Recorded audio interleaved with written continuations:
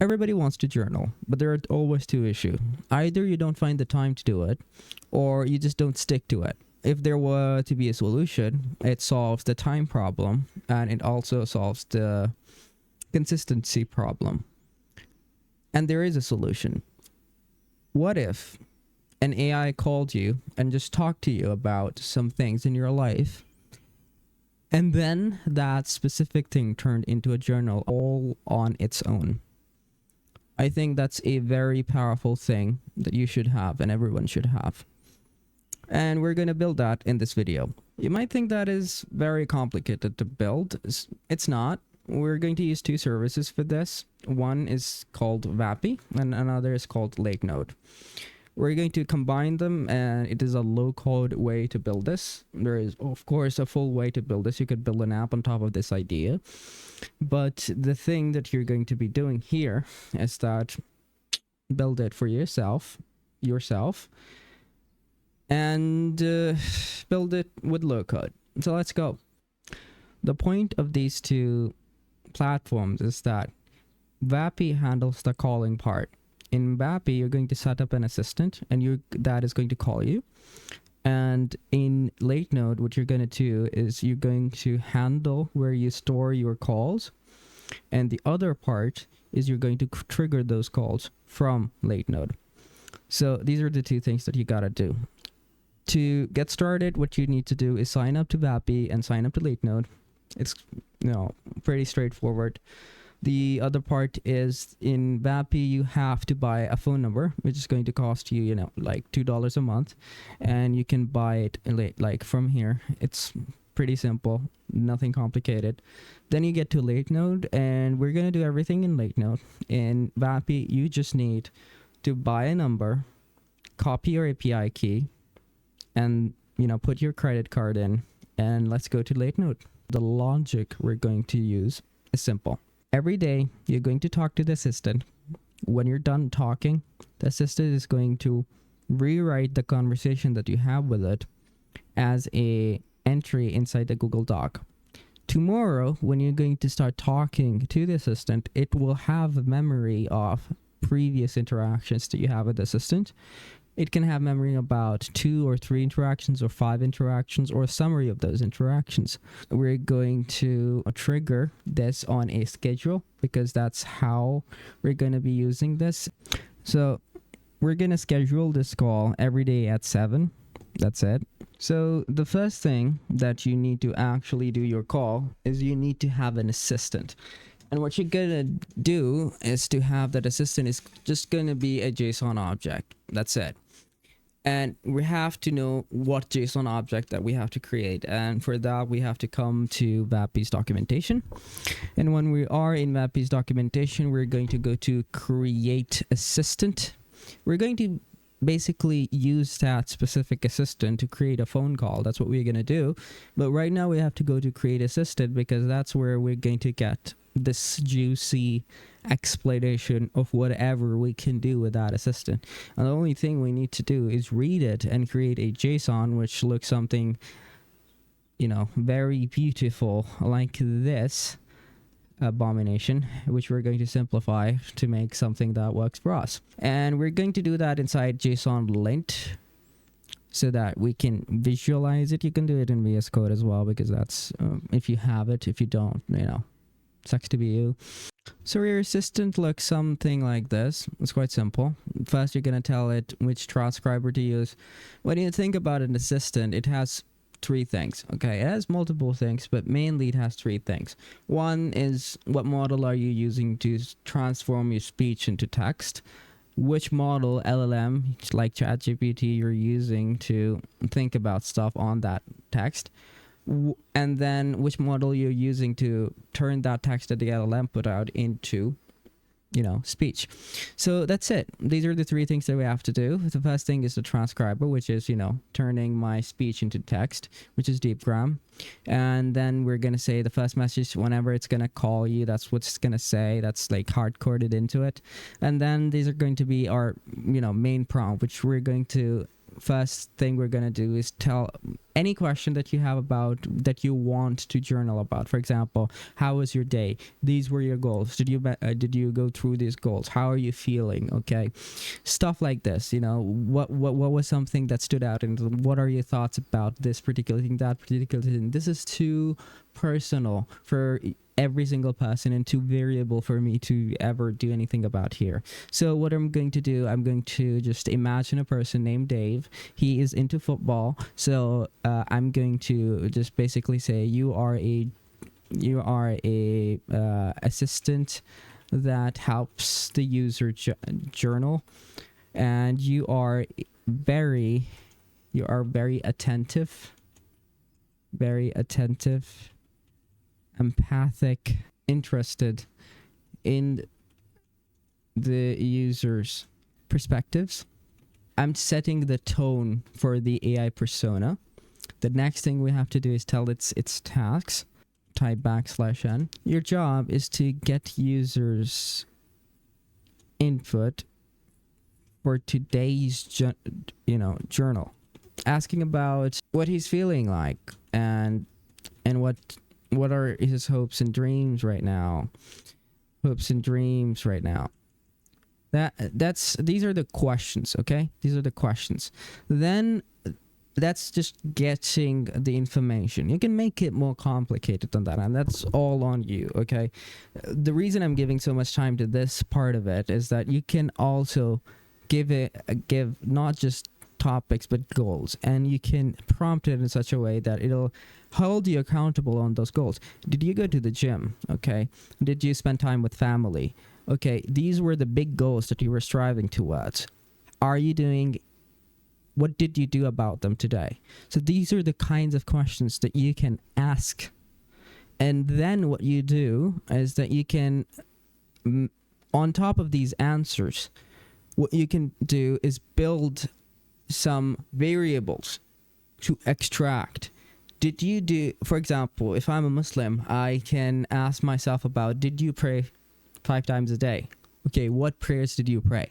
And then if I say yes or no, it gets information out of that, and then you use that information to chart it. Okay, these were 100 days in which you did not miss a prayer, or these were the 100 days in which you missed 5 prayers, and stuff like this. Okay, so for you it will be, did you go to the gym today? Did you talk to your mom? You haven't talked to your mom. So you can build a system in which, like, you've been so busy, you haven't given time to your parents, stuff like this. So this is powerful system that you can build for yourself. And it's like, you haven't gone for a vacation, you're working too hard and stuff like that. So this system, this spreadsheet that you're building eventually becomes something of a guide. Okay, you can get, and that's the part, the beauty of LLMs, you can get insights out of them, and then you can inform your life based on those insights. If you want to do this, that's a very powerful thing you do. But the point is, this is a privacy risk as well. As I'm talking about this, I realize that. So it's best to do this with something that's, HIPAA enabled. That's one, and two, to some extent, local. But that's gonna, that's too complicated for a YouTube video. So that's how we're going about this right now. So let's hopes and dreams. This is too simple, but you get the point. Then the other part is you have to give it a server URL and a server message. This is how we get what we said about this, and then we're going to massage it to put that into a report. And that's it. These are the things that it's gonna ask about, and that's it. But we're not done yet. This was about, we talked about STT. We talked about the LLM. We have to talk about the TTS. Whenever LLMs print something, it has to be turned into audio as well. And that's the PlayHD Jennifer. That's what I use. I love it. Then the next thing that we have to do is tell it a server URL that needs to send the end of call report to, basically the transcript. That's what we need. And we're going to be turning that into a journal entry inside our spreadsheet. When we massage it, we can get any sort of information out of it, even in JSON mode, if we want to do it. but I'm not going to go that far into it. I'm going to set up a system. If you're, tech savvy, you can build something more complicated out of it, or you can hire me to do it for you. This was the one that we were going to call. So HTTP, put that in there, Let's just connect these two. Then here, what we're going to do, we're going to go back to the API reference. We're going to go to the create phone call. Copy this. You're not getting copied for some stupid reason. Okay, you got copied. And then there are no query parameters. It's post, not get. Then you put two things, headers, application JSON, content type. These are the two things. You can find them here. The authorization bearer token and content type application JSON. And by the way, there is a simpler way to do it. I'm going to show you as well. Let's just do it. Copy it. Get back to late node. Create curl from example. Just do this. Create. Everything is filled. But this is not. So just delete that. You're gonna come back a little bit, create a really new scenario. This untitled one we're gonna call journal calls. That's it. And we're gonna call journal to sheet. So this is going to be a trigger on webhook. This is not going to be schedule. What is a webhook? It's basically when you're done with the call, Vappy is going to send your transcript. It's going to send an end of call report, not transcript, to this specific webhook. And we have to put the URL of that webhook right here. Right? So we put the URL of that webhook right here, and it's going to send end of call report. It's going to have the transcript. We're going to just massage the transcript to turn into what we need. So what we can do in here, we're going to tackle that later. Right now, we have to tackle this guy. This is the assistant, but this is not a call object. The call object has an assistant. So what we need to do is to make a bigger JSON in which we have the assistant and the rest of the things. So let's think about this. First, the assistant needed STT, LLM, TTS, stuff like that. What does the call need with that assistant? It needs the number that you're calling from and the number you're calling. So the number you're calling from is going to be a Twilio number, although you're just calling yourself, but it has to be through VoIP, which is, a number that is not a physical number. It's basically a internet number, voice over IP. What we need is the assistant. We need the customer, which is the number that we're calling, which is our number. And then we need a phone number ID, which is the ID of the number that you bought from either Twilio directly or through them. It's going to cost you $2 a month. So you put in your number there. You're going to put in your assistant there. And we have our assistant.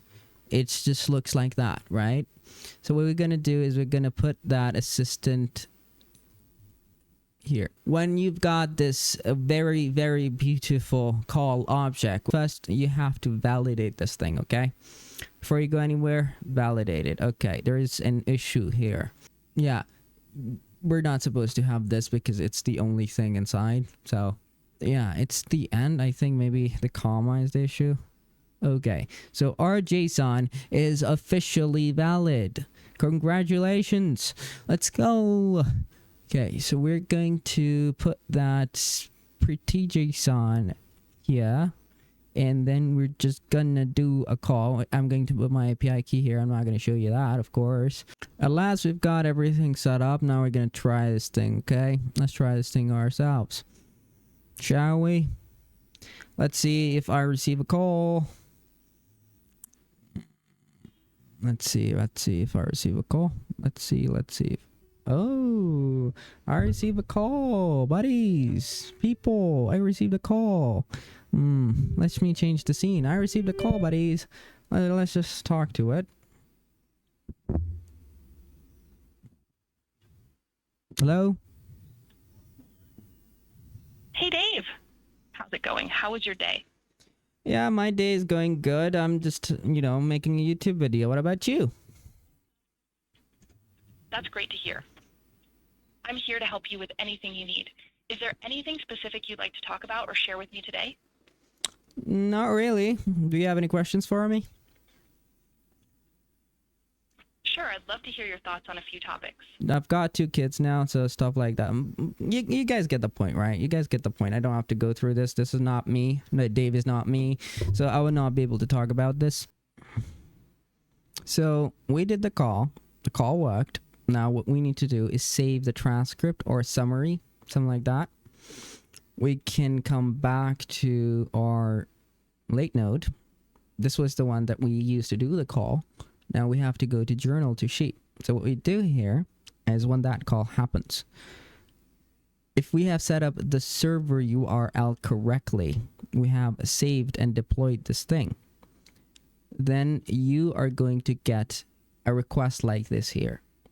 And that request looks something like this. This is the message, this is the call, and you're going to get the transcript right here. And you're going to get the summary probably here as well. Yeah. So that's the summary. So what we're doing here is we are connecting a sheet right here, and we're just telling the summary basically. And when we talk about the summary, we go to our so this was the summary that we got automatically. We didn't have to do anything about this. So imagine how powerful could this be.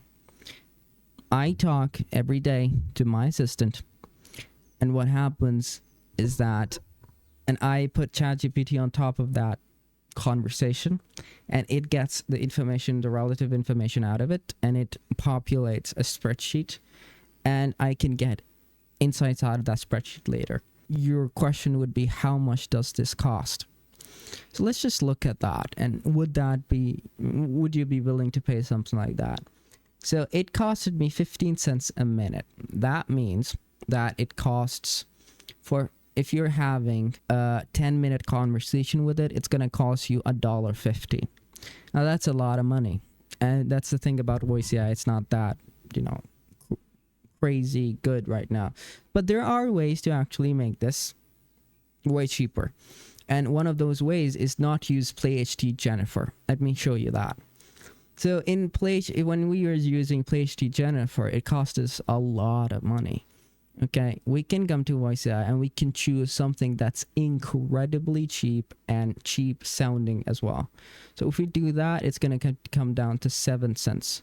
So if you're doing, it's still going to be a lot of money, but it's going to be 70 cents for 10 minutes of conversation. And I think it's going to be 5 to 10 minutes of conversation every single call. And that's the question. Are you willing to pay 70 cents every day? And, that is 70, every day that would, every 10 days, that would be $7, $21. So every month it's going to be $21, but you have your journal. So when it gets really powerful is that when you can have the memory of previous interactions.